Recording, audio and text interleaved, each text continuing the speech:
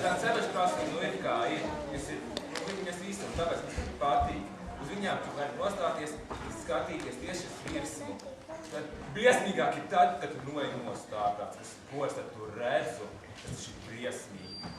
Tāpēc man ļoti patīk debesis. Skrienas debesīs. Debesīm tās apaļās formas, kā saule un zvaigznes, kuras lieliski sasaucas ar tiem rīķiem. Es skatos tos lielajos zeltenajos sapļos. Un tad man tāds ir kā bērnībā, kad es ar pieneņu lauku skraidīju, tā dipu tapu lēkāju, dipu tapu šurši turpu. Tie bija laiki. Tagad es pats izceru ceļš krāsnī.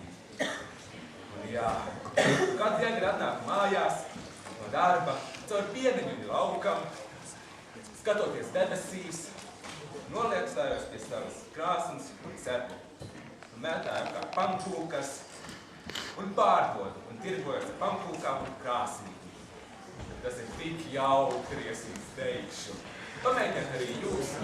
Es teiksim, trešdien atnāk pie manis, tad mēs paciksim pankūkas un tirgos mēs ceļuši krāsnīm. Pastāstīt pret apaviem kaut ko.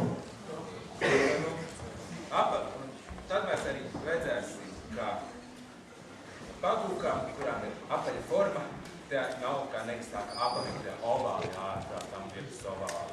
Tas ir tā kā planētu elipses. Kaut arī planētas pašas patīk, ka viņas apaļas tas kā viņas kustas. Tas taču ir briesmīgi. Kurš ir kā fulies tagad? Mainieties. Tās kurpes vispār ir vienkārši šausmīgi. Tad, kad es cepu pankūkas, viss ir kā labi. Viena pankūka pēkšņi nokrīt un paskatos uz zemes, un tur es redzu tās kurpes, ko mana sieva ir atstājusi. Vienkārši nevar izturēt nemaz.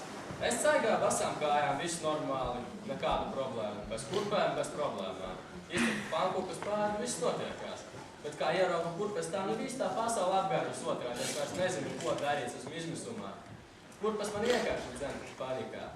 Tieši tāpēc es jums visiem iesaku nenēsāt kurpes.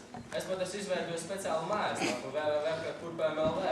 Tiešām tur man nav sekotāju. Tas man ļoti apbēdīgi. Bet mans mērķis ir nākotnē izskaut visas kurpes no pasaules, lai visi staigātu basām kājām. Kā Afrikā tas jau diezgan noticis tik lielā mērā.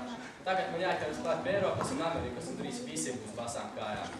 Bet tagad par pozitīvām lietām. Cepaškrāsnes tiešām ir ļoti laba lieta.